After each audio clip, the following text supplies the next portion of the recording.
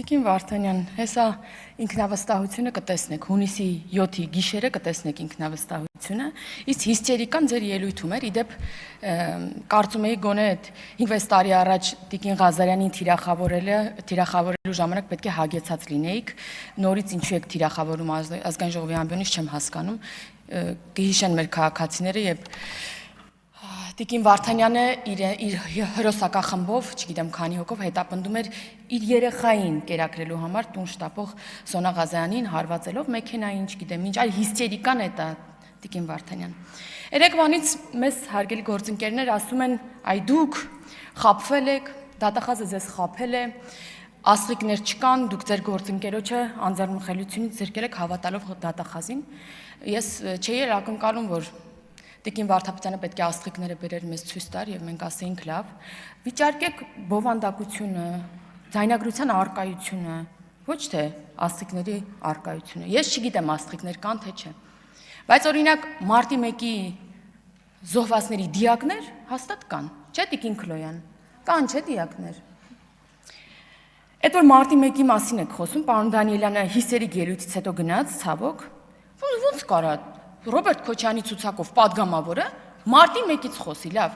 Հասկացանք Քոչյանն ասում է մեզ մսխել ենք, մեր կարբանները մեզ մաշացրել ենք։ Հերիք է, այնքան եք մաշացրել, պետք չի մաշացնեք։ Հերիք է, էլի շարունակեք մաշացնել։ Մարտի 1-ի մասին են խոսում։ Երբ որ զորքը, զինվորը հանվել էր քաղաքացու դեմ։ Ասում են բացահայտված չի, քաղաքացիներին հրահրել են, քաղաքացիները, չգիտեմ, ինչ են արել, միեդով արդեն ապացուցված է, որ ցուցարարները եղել են խաղաղ։ Միեդով սա արդեն ապացուցված հանգամանք է, ամոթ է այդ մասնակից քաղաքացիներին, զոհվածների հիշատակը հարգեք ու նման բաներ մի շահարկեք։ Էլ չեմ ասում կոծկելու հանգամանքը եւս մարտի 1-ի հետևանքները կոծկելու հանգամանքը եւս ապացուցված է։ Ինչպես էին փամփուշտներ փոխել ու մնացածը։ Կամ սահմանադրության պահպանումից խոսացող մարդիկ, իրանց համար խնդիր չի, որ սահմանադրությունը խախտվել է նրանով, որ զորքն է հանվել քաղաքացու դեմ, բայց վերադառնալով մեր ոչխարներին Գալստանյանի ձայնագրությանը ասում էր երեք պարոն Գեղամը Մանուկյան ասում էր այ մարդկանց մտածել եք ուզել են գնդակահարեն այդ մարդիկ։ Ես մտածում եմ, որ ես անկեղծ մտածել եմ, որ մտածել են իշխանության ներկայացուցիչներին գնդակահարել, ես այդ տպավորությունն եմ ունեցել, բայց հետո, երբ որ դուք ստացաք ամբողջական ձայնագրությունը ու հրապարակեցիք, ձեր փորած փոսը ընկաք, որովհետև պարզվեց ոչ թե իշխանության ներկայացուցիչներին, այլ կամայական մարդկանց էիք ուզում գնդակահարեին, էիք չէ, էին ուզում գնդակահարել որոնք չէին հավատալու ձեր քարոզչությանը, անգամ ձեր թիմակիցներին գնդակահարելու հետ կապված, կամ այն մեքենաների վրա յուղ լցնելու հանգամանքը, մեքենաներ շրջելու ձայնագրության հատվածը, երկիրը քաոսի վերածելու հատվածը, այդ նույն աստղիկների հատվածը, ինչու չեք հրապարակում, այդ ձայնագրության այդ հատվածը, ինչու չեք հրապարակում, դուք դատարանից ստացել եք իրավունք հրապարակելու այդ ձայնագրությունները, թե որ ձայնագրությունները հրապարակելը ավելի վատ վիճակում կհայտնվեք։ Կամ եթե ձեր արդարները վստահեն, որ ապացույցները մտածածին են, ինչու են խոչընդոտում ու անիմաստ ձգձգում այդ դատական հայցերը, միջնորդություններ են ներկայացնում եւ դատաքննական փուլ չի մտնում գործը, որովհետեւ ձեզ այս թեման ձեզ համար շահարկման, քաղաքական շահարկման առիթ է, որովհետև ձեր բերանի մեջ ծամոն է այս հոգևորականների թեման, բայց մեղադրյալի հարցերը պետք է հնչեն դատարանում, ոչ թե ազգային ժողովի ամբիոնից, այ եթե չխոչընդոտեն ու այդ հարցը շարունակվի քննվել դատարանում, հրապարակավ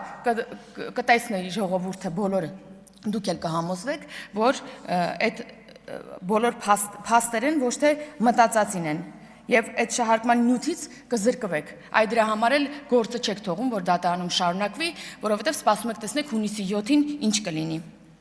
Կամ հոգևորականների ծեսերի մասնակցության խաթարումից են խոսում տևական ժամանակը։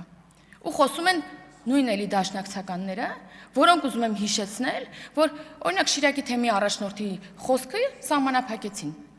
Մարդը ազատ էր, խոսում էր, ծեսերին էլ էր մասնակցում, տարան Երկիր մեդիա, իրանց կուսակցական լրատվամիջից հարցազրույցը վերցրեցին ու չհրապարակեցին։ Ինչի՞ եք սահմանափակում այդ մարդու ազատ խոսքի իրավունքը։ Բայց տիկին դատախազ իրականում շատ գնահատելի է ձեր հսկայածավալ աշխատանքը, որքան էլ ոմանք փորձեն այս ամբիոնից դա փոքրացնել։ Ասում են, այ ընդհանրապես ապօրինի գույքի բռնագազման գործով մեկ վճիռ կա։ Հատուկ մոլորեցնելով հասարակությանը ու չասելով, որ այդ օրենքը իրենք են ձեռքի բռնած տարել ու վիճարկել սահմանադրական դատարանում։ Ու ընդհանրապես ամիսներ առաջ է սահմանադրական դատարանը եզրակացություն տվել, որ այդտեղ սահմանադրականության հետ կապված խնդիր չկա։ Այդա չեն ասում։ Իդեպ այդ ձեռքի բռնածներից մեկն էլ այսօր կալուգացի օլիգարխի շահերն է պաշտպանում, բանա, բայց այդ մի դրվագել էլի ասում, այդ որ բոլորով միասին այդ նույն մետադիչկան եք սկսում, նույն օրը նույն ժամին թիրախավորել, այդա շատ ծիծաղալի է։ Այդ ոնց եղավ, որ նույն օրը նույն ժամին սկսեցիք բոլորով 300,000 ադրբեջանցիների վերադարձի մասին խոսել։ Ոնց եղավ։ Մենք ենք, մեր թիմն է բանակցում, ասում ենք տենց բան չկա։ Անգամ ադրբեջանցի պաշտոնյան ուրիշ ժամանակ ինչ որ մի ՀԿ-ի գործավարի խոսքը կբերեք ստեղ կթիրախավորեք, այդ բանը կանեք, կշահարկեք։ Բա Ադրբեջանի խորհրդարանի պաշտպանության հանձնաժողովի նախագահը խոսել ու ասել է նման բան չկա։ Վերադարձի, վերաբնակեցումը իրատեսական չի։ Անգամ ասել է, որ դա Հայաստանում ներքին այդ շահարկման լարվածություն առաջացնելու համար է ընդհանրապես այդ թեման, նման թեմա չկա։ Ու ինձ համար ամոթ է, որ ձեր ադրբեջանամետ թեզերը հերքում է ադրբեջանցին։ Բայց քանի որ շատ ժամանակ չունեմ, ուղղակի ուզում եմ վերջում ասել, որ մի ձգձգեք այդ դատական գործերը անիմաստ, թողեք թո հաջորդ փուլը անցնի գործը դատարանում եւ մենք բոլորս լսենք արդեն ապացույցները, որովհետեւ միևնույն է հունիսի 7-ին սպասելու կարիք չկա, դուք արդեն իսկ պարտված եք եւ եւս մեկ անգամ ձեզ մերժելու է քաղաքացին։ Հարգելի գործընկերներ, մեզ է այցելել Լատվիայի նախագահ Էդգար Ռինկևիչը, առաջարկում եմ ողջունենք նրան։